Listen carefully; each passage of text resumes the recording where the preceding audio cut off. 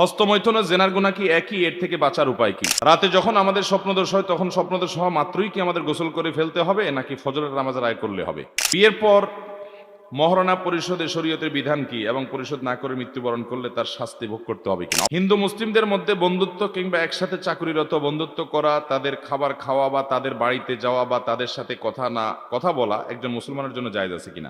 আসসালামু আলাইকুম রহমতুল্লাহি ওয়া বারাকাতুহু। সুপ্রিয় দর্শক মণ্ডলী, আজকের ভিডিওটিতে আমরা খুবই গুরুত্বপূর্ণ 4টি প্রশ্নের উত্তর জানব।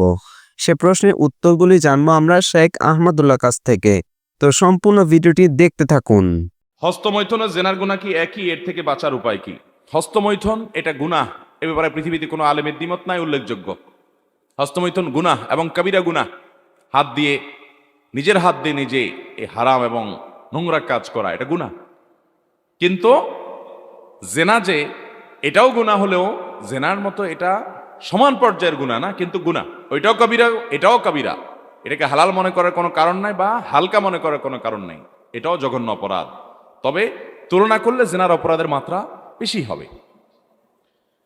বিয়ের পর মহারণা পরিশোধে শরীয়তের বিধান কি এবং পরিশোধ না করে মৃত্যুবরণ করলে তার শাস্তি ভোগ করতে হবে কিনা? অবশ্যই শাস্তি ভোগ করতে হবে। বউয়ের মোহর আদায় করা ছাড়া মরে যাবেন আর শাস্তি ভোগ করতে হবে না, কিভাবে মনে করছেন? বউ বেচারি, তার মোহর যে ঠিক করেছেন এটা দিতে হবে। আল্লাহ বলেছেন ও আতুন্নিসা সাদুকাতিহিন্না নিহলা, মহিলাদের মোহর এটা তাদের প্রাপ্য অধিকার হিসাবে আদায় করে দিবা, পরিশোধ করে দিবা। আপনি যদি না দেন তাহলে গুনাহগার হবেন। মরে গেছেন, কিয়ামতের মধ্যে দেখবেন যে বিবি সাহেব এসে চোখের সামনে খাড়াইছে। আপনি মনে করবেন আপনাকে আই লাভ ইউ বলতে খাড়াইছে, বলবে মিয়া দুনিয়াতে যে মোহর দাও নাই চান্দু, ওই মোহরের মামলার জন্য আল্লাহর কাছে চলো, বিচার হবে। এখন কেউ ছাড় দিবে না। ইয়াউমা ইয়াফিরুল মারউ মিন আখি ওয়া উম্মিহি ওয়া আবি ওয়া সাহিবাতিহি, স্ত্রী থেকে স্বামী পলায়ন করবে সেদিন, কেউ কাউকে ছাড়বে না। এজন্য বাবারে মোহর আগে ভাগে দিয়ে দিবেন।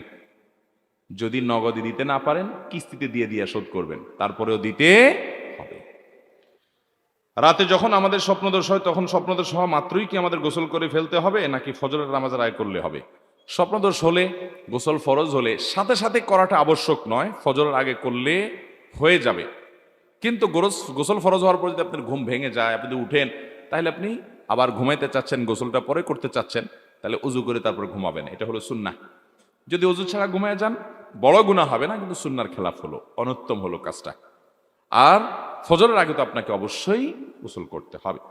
হিন্দু মুসলিমদের মধ্যে বন্ধুত্ব কিংবা একসাথে চাকরিরত বন্ধুত্ব করা, তাদের খাবার খাওয়া বা তাদের বাড়িতে যাওয়া বা তাদের সাথে কথা বলা একজন মুসলমানের জন্য জায়েজ আছে কিনা? বাইরে আমার অন্য ধর্মের মানুষ হিন্দুদের সাথে যাওয়া আসা, কথা বলা, কাজ কারবার করা, ব্যবসা বাণিজ্য করা, কেনা বেচা করা, এগুলো সবই জায়েজ আছে। কিন্তু তাদেরকে আপনি অন্তরঙ্গ বন্ধুরূপে গ্রহণ করলেন, জিগরি দোস্ত বানায় ফেললেন। হ্যাঁ, আল্লাহর জন্য ভালোবাসা, আল্লাহর জন্য বৈরিতা, অপছন্দের যে মূলনীতি ওয়ালা এবং বারা, এটা তার খেলাফ হয়, এটা তার সঙ্গে সঙ্গতিপূর্ণ হয় না। এই জন্য আল্লাহ বলেছেন লা তাজিদু কওমান ইউমিনুনা বিল্লাহি ওয়াল ইয়াউমিল আখির, যারা আল্লাহ এবং আখিরাতের প্রতি বিশ্বাস করে তুমি তাদেরকে দেখবা না ইউআদ্দুনা মান হাদ্দাল্লাহ ওয়া রাসূলা, যারা আল্লাহ এবং তার রাসূলের বিরুদ্ধে বিদ্রোহ করেছে, অস্বীকার করে, কুফর করে, শিরক করে, এই লোকগুলোকে অন্তরঙ্গ বন্ধু গ্রহণ করতে দেখবা না ইমানদারদেরকে। এটা ইমানদারের সাথে কখনো শোভনীয় হতে পারে না। এমনকি তারা তাদের বাপ ভাই আপনজন হলেও এই জায়গা কখনো দেয় না।